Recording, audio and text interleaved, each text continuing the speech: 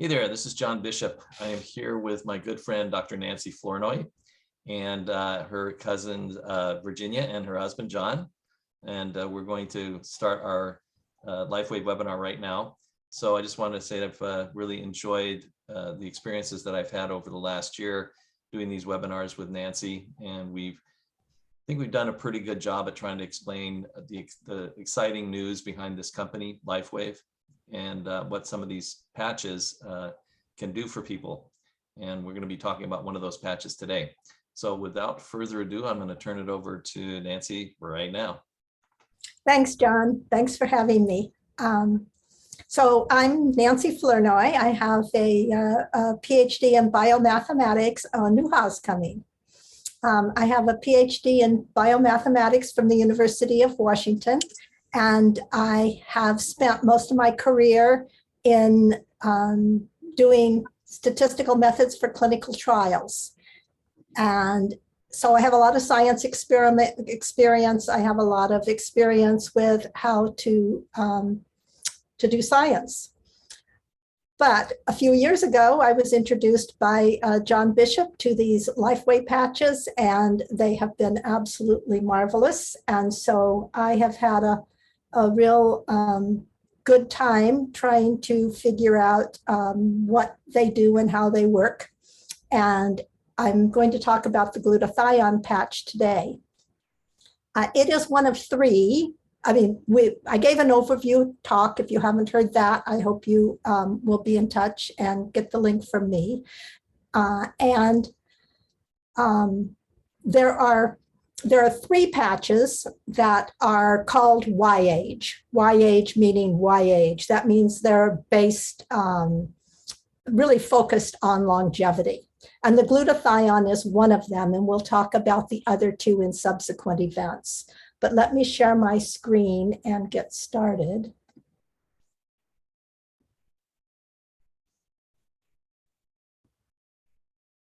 So I hope you can see that. I can see that fine, Nancy. That looks good. Okay.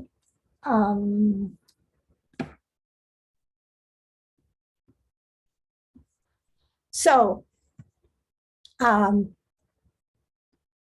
glutathione is the specific patch that we're going to talk about tonight. And it is made by LifeWave Corporation, and I am an independent distributor for the corporation. Now, the patches look like this little circle over here, like little band-aids you put on your skin, and they have crystals on them. And the crystals that are on the patch absorbs your body heat and in return sends back specific frequencies to your body. And in the case of the glutathione patch, they signal the body to produce glutathione. So these patches have photonic and electrical properties. They are essentially a wireless nanotechnology. And one thing I just learned in researching this particular patch is that it is registered with the FDA as a homeopathic product. And so we'll talk more about some of that as we go along. So we're going to start with, what does glutathione do? What is glutathione and what does it do? Why do we care if we get our glutathione levels up? And then we'll talk about what has actually been studied about the glutathione patch itself and how it works. So I'm happy to have you explore this with me. So glutathione levels are associated with longevity. And over here in the white, you can see that the levels tend to decrease with age from 200 nanograms per milliliter in blood at age 20 to around 80 nanograms per liter by age 60. So that's a big decrease. And I'm well over 60, 60 and then some.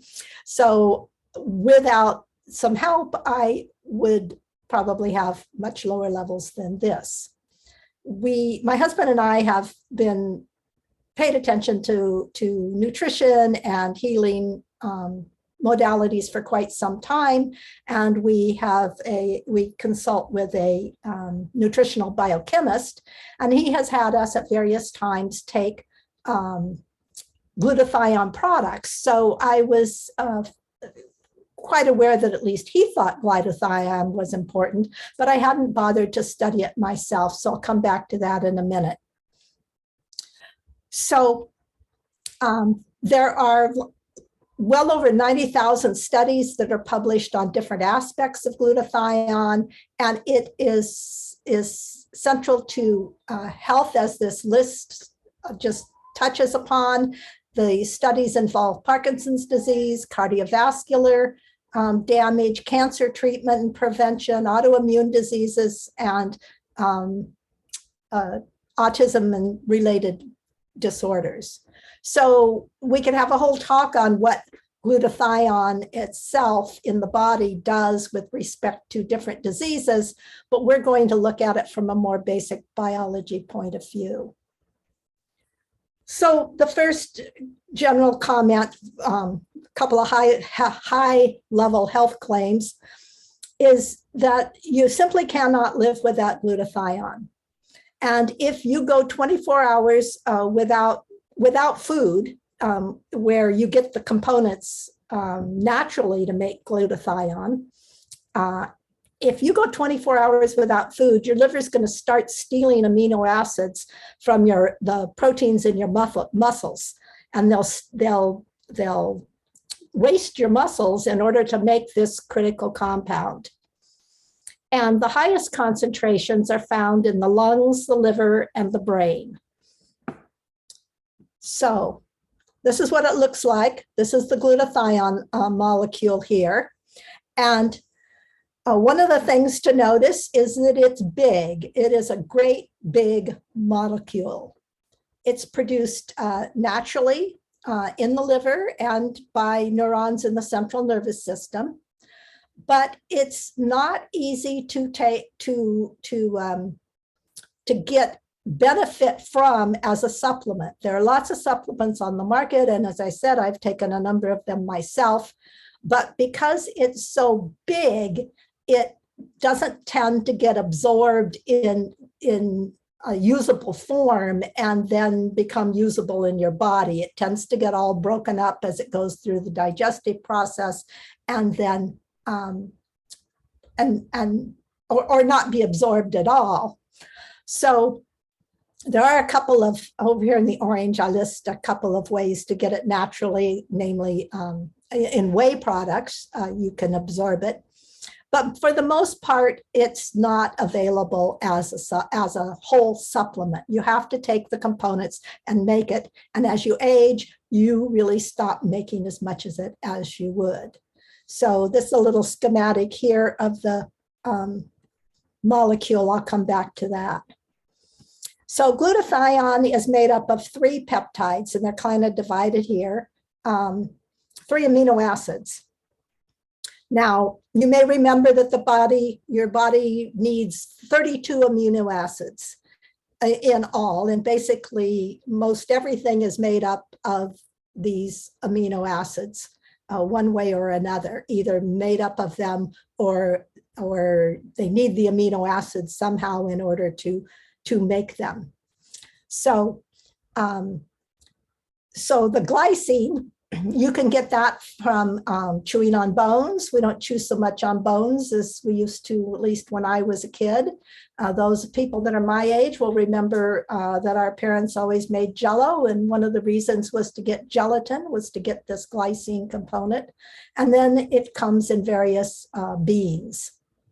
Cysteine is available in protein-rich foods, and it is very hard for vegans to get enough.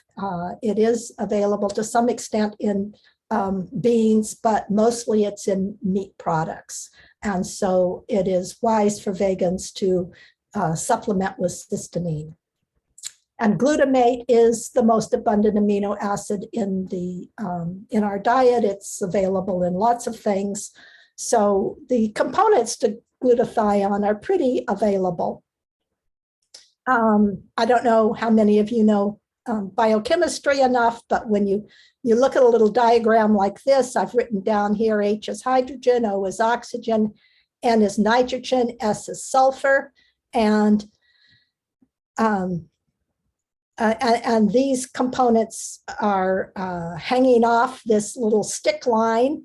And the stick line is basically a chain of carbon atoms, and nobody writes down the carbons because they're the backbone of all the amino acids. The sulfur I point out in particular is hanging off here in the cysteine molecule because it's the common chemical abbreviation for glutathione is GSH, which doesn't naturally come from the word glutathione. And so it might be hard to remember that that is in fact what the abbreviation GSH means, but the S stands for the sulfur. So although glutathione does a lot of things, we're going to focus today on its role as an antioxidant. And I think that if anybody's paying attention to nutrition at all, you've heard a lot about antioxidants. But I don't know how well people actually know what an antioxidant is. So I got 2 slides to kind of discuss what antioxidants are on a deeper level. So glutathione is one, and it's called a free radical scavenger. So we'll talk about what that means. And it is very good at detoxifying. It binds with a number of metals and helps with the elimination of those. So what's a free radical? Well, you have lots of atoms in your body, and if the atom usually has atoms, you'll usually have electrons coming in pairs, but when one gets ripped off, and so you have this free electron floating around, it's like having a hot electrical wire that is hot.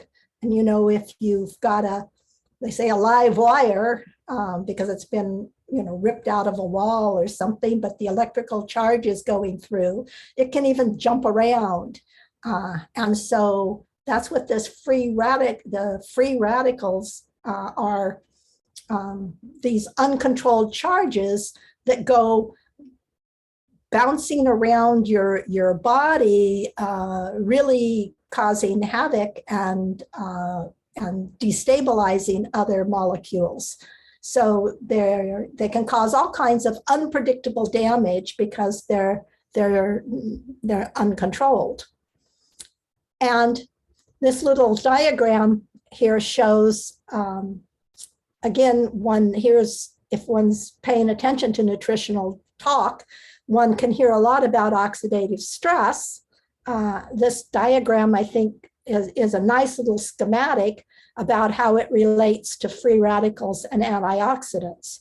That is, if you have a lot of free radicals compared to the number of antioxidants, such that your teeter-totter is, going down on the free radical side, then it causes oxidative damage. Now, where do we most commonly see oxidative damage, just to get an idea in your mind? And that's if you have a banana and you leave it out on the table and it turns black. That banana has been oxidated. So that's the kind of damage that goes on in your tissues when you have these free radicals floating around. And so the damage can occur to lipids, that's your fats, occurs to your proteins, it occurs to nucleic acids. And so it results in both inflammation in your body, which is not healthy unless you have an infection and you need it taken care of. And it results in actually injuring the tissues themselves. So we don't want free radicals and we don't want oxidative stress. Glutathione is called the master antioxidant. And so on the left here, I have a little picture of how the antioxidant is relating to the free radical. And so in the free radical, as we said, we have electrons that are paired, these little blue paired minus signs. And then over here, we have one that's not paired. It's all by itself. And so what the antioxidant does is it's got these string of negative charges, and it goes around giving away negative charges to where there are unpaired electrons. So it completes the pair, it plugs the charge, and it stabilizes the free radical so it's not a free radical anymore. And the thing that's really different about glutathione from other antioxidants is that it regenerates itself. It can, once it's spent it's given away all its electrons, it goes back to the liver and fills up with a whole new set, and then goes back out and starts delivering them again. And it not only fills itself up, it goes out when it meets another antioxidant like vitamin C and vitamin E, and without glutathione, when the vitamin C has given its antioxidant up to match up a free radical, it's done. I mean, it's finished. It has no more antioxidant value to you. But the glutathione can also recharge the vitamin C and the vitamin E, therefore boosting your whole ability to take care of molecules that need to be tamed in your body. Now, mostly when we hear about free radicals in the nutritional literature, we hear about where they are coming from outside the body. And you got too much sun, or people are smoking, and we have radiation from our cell phones and our microwaves, etc. And all the pollution that we're involved in, and all of that can enter the body and disrupt everything, including your DNA. But one thing that you don't hear about so much is that free radicals are also produced inside the body, just as a normal part of your metabolism. So inside the mitochondria is a little engine-producing part of your cell, and it makes the basic energy packages called ATP that go around and do all the constructive work in your body, or provide the energy for doing the constructive work in your body. And the process of making the ATP produces free radicals. So they need to be cleaned up. And therefore you need antioxidants like glutathione to just maintain, even if you were not getting any insults from outside your body at all, you still need to be able to clean up after the basic processes that are good. And free radicals are also created as part of your detox process in the liver. And the liver has like 3 stages that the toxins and the garbage from your digestion and from living will go through 3 different stages. And in the first stage, basically any big molecules are kind of chopped up. It's kind of like, you do the first pass at cutting things up. And then they get ready for the second stage, which binds them up to send them out of your body. So in the first stage, where it's chopping everything up, a lot of free radicals are made, and they then need to be cleaned up in the second stage. So the normal life requires a lot of antioxidants just to stay healthy, for basic health. And I won't say too much about this, but there are, antioxidants come in different forms. They can be enzymes or not enzymes. They can be soluble in water or soluble in fats, and they can be large and they can be small. And I've highlighted in yellow references to glutathione here. Some of it, as in here, this non-enzymatic antioxidant is the normal form that we've been talking about of glutathione. And it happens to be water soluble, and it is a small molecule. But there's another form when glutathione gets mixed up with hydrogen peroxide, called peroxidase, gets mixed up with this enzyme, and then it can, it's very useful for taking care of dangerous products and converting them to hydrogen peroxide, and then further to water so they can be discharged. It's very important in detoxing a number of those things that come from outside your body. And we see it over here again in this reference to large molecules that it works for cleaning up your system. So I don't want to spend too much time on this slide, but back to glutathione and longevity. And so we have these two forms. We have two forms of, let me go back here a minute. Okay, well, so the non-standard form of glutathione is also called reduced glutathione. And you have some of both, and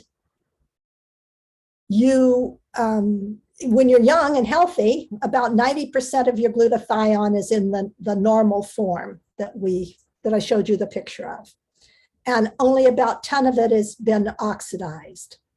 And this ratio is important, and it's a measure of health and a predictor of longevity. So we're going to see that in some of the studies. That is, they're looking at the ratio, that particular ratio. So now let's talk about what we actually know about the glutathione patch. The little print on the side of the slide here, if you come back to these slides, will tell you that the papers are all available on the LifeWave. These papers are all available on the LifeWave website, and they make interesting reading. One paper by Lisa Tully and her colleagues was a pilot study.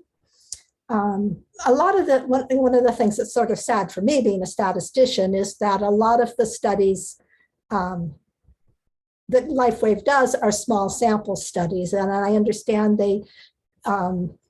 everything they do costs a lot of money, and when they do a study, they like to take a lot of measurements and look at a lot of things in detail. So it's a trade-off, and subjects are expensive to study.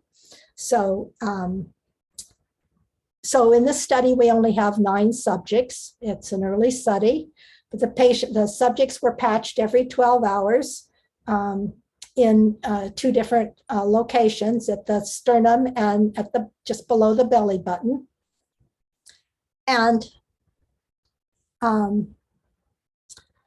this was an important study in that even though it was small, all subjects showed an increase in their blood glutathione. And it would be hard, even with 9 subjects, if the blood glutathione was kind of randomly fluctuating, to have all 9 go up. And this little graph here shows The horizontal axis is days, and the vertical axis is the amount of glutathione in the blood in terms of nanomoles per liter. And the bars are standard deviations, and you can see the dots are the means. You can see the group as a whole goes up over the first week, sort of plateaus, and then starts to rise again in terms of their glutathione levels. They were looking for, glutathione, we said, could be an enzyme or not an enzyme. They were looking for changes in enzymes. They didn't find them. But I should comment from a statistical point of view that with only 9 subjects, that's one of the downsides of having small sample sizes, is there can be real changes that you just miss because your sample size is so small. So the fact that you don't see something doesn't mean it absolutely isn't there. It just means that that it may or may not be there and you were not able to find it. Another study done early here for this particular patch was 10 subjects were patched and 5 had a patch, but it didn't have a crystal on it. And they were chosen to have at least 6 months of pain before patching. And they were patched for just 24 hours. And the subjects, the blood glutathione increased in all of the subjects. And there were no changes seen, no statistical changes seen in the control group. Again, only 5 subjects. But between these 2 studies, they have some some reasonable evidence that the patch is doing what they designed it to do, which was to increase your glutathione levels. This particular study did a lot of other tests, which I'm not going to talk about in detail, but some of this equipment we'll talk about in the context of some other studies to come. So one of the things that's hard for LifeWave is to find equipment that will measure the things they want to measure, because a lot of the bioelectrical frequencies that are of interest in the body are low, and they're lower than than the kinds of things that would typically be measured in your doctor's office or in a standard lab. And so there is this continual look for equipment that measures the more subtle energy levels. One of these pieces of equipment is called, that they use, is called a gas discharge visualization. And when I talked about the glutathione patch last year, I spent a huge amount of time trying to find out about this piece of equipment, and it was very frustrating. But I should have read Melinda Connor's paper because she had a lot of information on it, which I found this year. So I'm much more up to date than I was before. Some of you may be familiar with Kirlian photography. This particular machine is like a modern souped up Kirlian photography machine. The little leaf here in the corner is a picture, an image taken from this machine that shows a nice healthy leaf, and it's all bright and looks good. And if you have a non-healthy leaf, you get one that looks sort of dead. So one of the challenges is how to turn these pictures into useful measurements. But the basic idea is they have a plate that somebody puts their hands on, and your skin breathes. And so in the process of the natural respiration of your skin, there is moisture that's discharged. discharged. And what they're picking up is just a measure of the electrons from the metal plate interacting with the water molecules. And that's enough to generate these, very interesting pictures that look really nice when you're healthy and really not when you're not. Now they match that with, over here on the left, it's too small, I'm sure, for you to read, but there's a little circle here for each of your fingers. And so this machine was developed in Russia, and in European countries, many European countries are very comfortable with the meridian system as a way to talk about energy flow and bioenergy in the human body. So,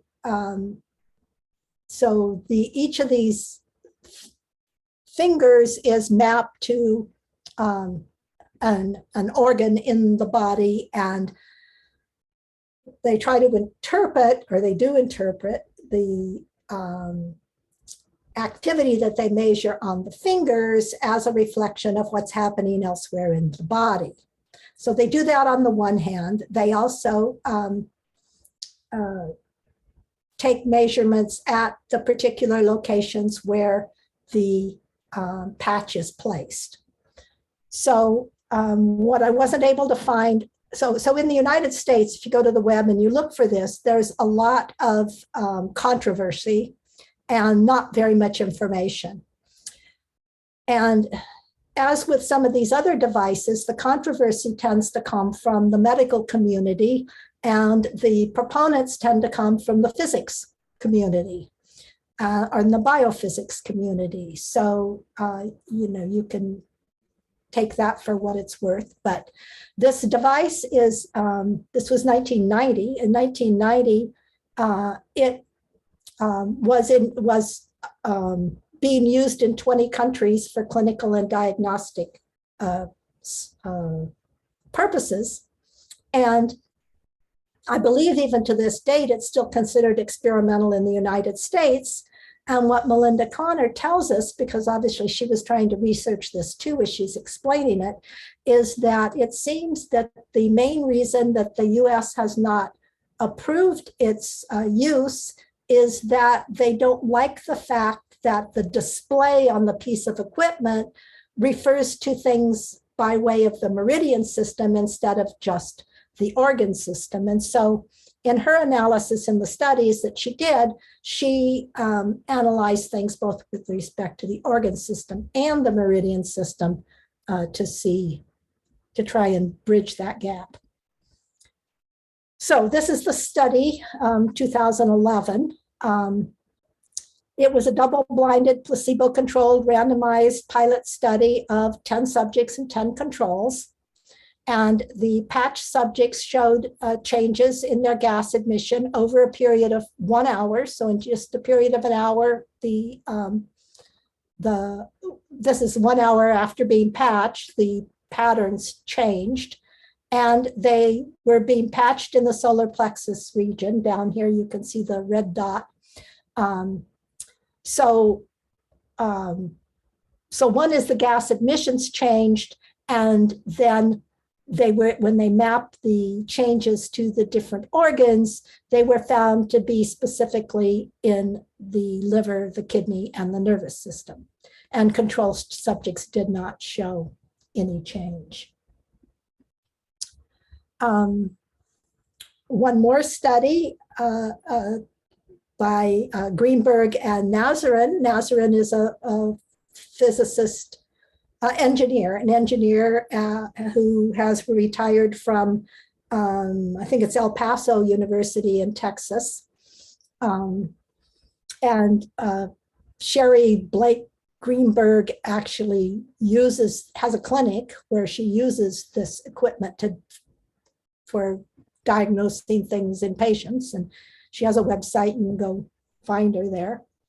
Although I emailed her and didn't get an answer. So maybe everybody's aging. But this particular piece of equipment is called the Electro Interstitial Scan Device. And it's very much like an EKG. You get leads, and the leads go from here to there to everywhere. But they're measuring things again on a much more subtle energy level than the EKG would, because that's the kind of, we're looking for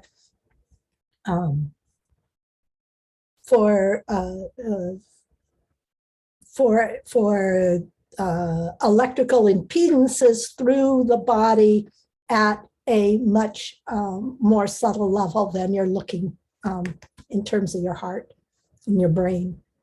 So they had 2 cohorts. One had 10 subjects that were patched every day.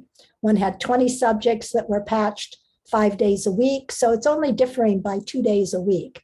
And the subjects that were patched daily, they had significant changes for both the right and left adrenal glands, the hypothalamus, the pituitary, the liver, the gallbladder, and the intestines, and none for the pancreas, not for the pancreas.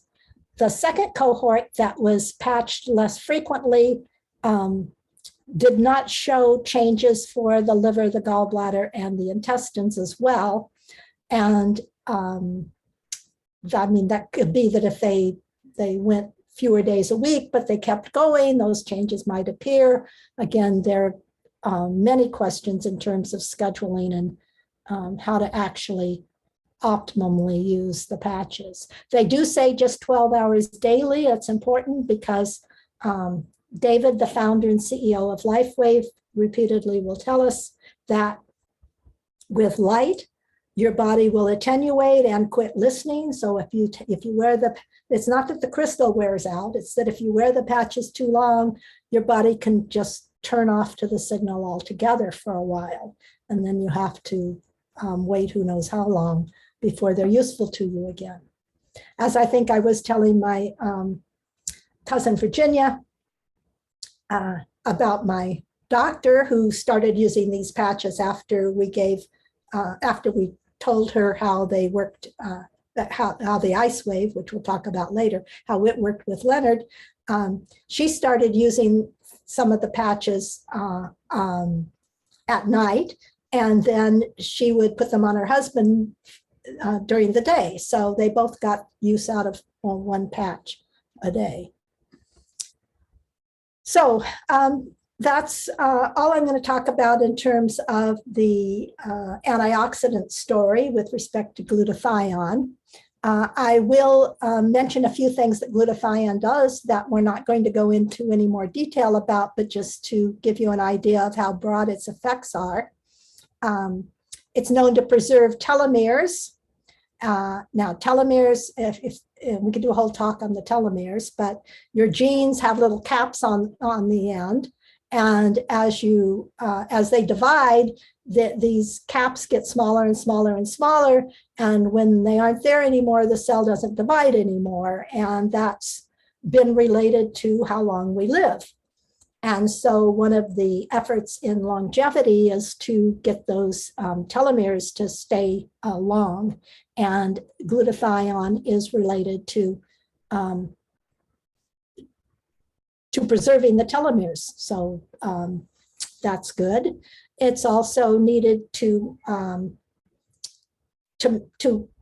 make what you need for tissue building, which we need to do all the time, and repairing damage. It's neuroprotective. I think I mentioned that at the first. So that's a whole nother line of investigation to see how it might be related to the symptoms of Parkinson's, MS, and Alzheimer's. And it's critical for immune function and inflammation. So just a comment about its immune power. And that is that if you don't have enough glutathione, your body will not make white blood cells. And white blood cells are the foot soldiers of your immune system. So that's basic. And they've also been shown to be natural killer cells. Another thing that I learned from one of the CEO, David Smith's talks recently, is that he was talking about the energy patch, and the energy patch helps you produce ATP. But his comment was that if, we talked at the beginning about ATP, the making of ATP produces antioxidants. And if you don't have enough antioxidants to clean up that mess from making ATP, then your body stops making the ATP. So when you're tired and lethargic and you think, it's hard to get through the day, the problem may be that you're an antioxidant problem deficit, not a problem with something else in the energy production system. So I'm going to close by saying that LifeWave products are not medical products. They are not, none of this is intended as medical advice. You're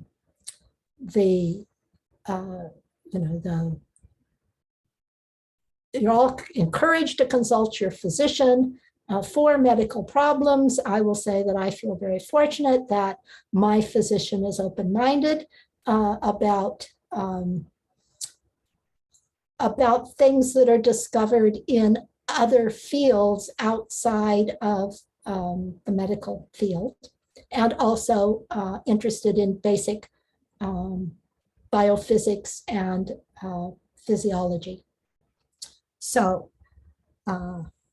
what you do is up to you. And with that, I'll thank you for joining me tonight. And I will turn this back over to John. Thank you very much, Nancy. That was great. Okay, we're gonna have a little, what we do is have a little question and answer time before we leave. Thanks again, Nancy. That was really wonderful. Thank you, John. So you guys can unmute yourselves, and if you got a question there, don't hesitate. I have a glutathione patch right here. Oh, good for you. I have a head cold. I'm trying to get rid of it, and this is the suggested patch for sinus drainage and everything. I don't know why it is, but I've gone from a baritone to a bass, so I'm waiting. Yeah, you do sound deep. I've got my Alavita patch on. Oh, we don't get embarrassed about where we wear our patches in LifeWave. Right. Well, yeah, there was so much being talked about lately with X39, X49. It was really nice to kind of go back to this. Nancy had given one previously on glutathione. Now it was today's webinar was much more of a just finding more things that I certainly didn't know until today. So I think really glutathione is kind of just the word glutathione just almost makes people kind of pull back a little bit, because it sounds. It's a big word, like it's a big molecule. Yeah, and it's a big molecule, right? But boy, how much our body needs it. That was very clearly presented by you today, Nancy. So thank you. So I should say that every week's probably too ambitious for me to prepare these talks. And so we were thinking of sort of a bi-weekly schedule, but the end of the month is my mother's 103rd birthday coming up, and I'm going to LA. So the next talk should be the first Friday in March. Okay, first Friday in March. And I thought I'd stay with the Y-on patches. So the next one would be the E-on patch. Got it. Okay. Okay. Oh, wait. Is that right? I want to do the carnosine. Carnosine is also the name of a molecule. So it's really clear what LifeWave is trying to target, what David is trying to target and do. The molecule is well defined.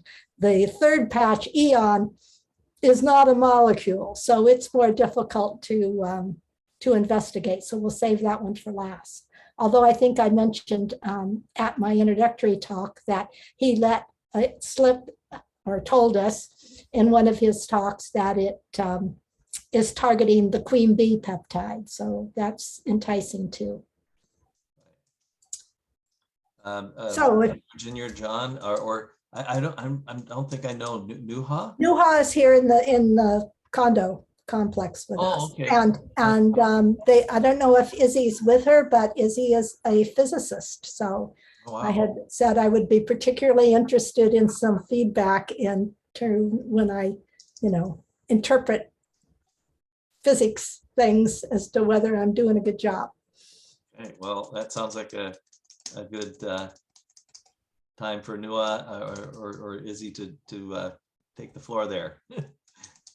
I think they're shy, or I think we've got what we're going to get. So maybe we just wrap it up. Okay, all right. Thank you again, Nancy. Wonderful as usual.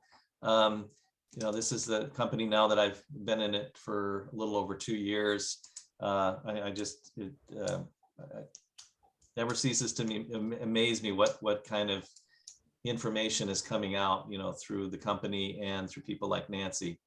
So I'm in a completely different place than I was a few years ago when I just had my pain suddenly go away, just it was gone.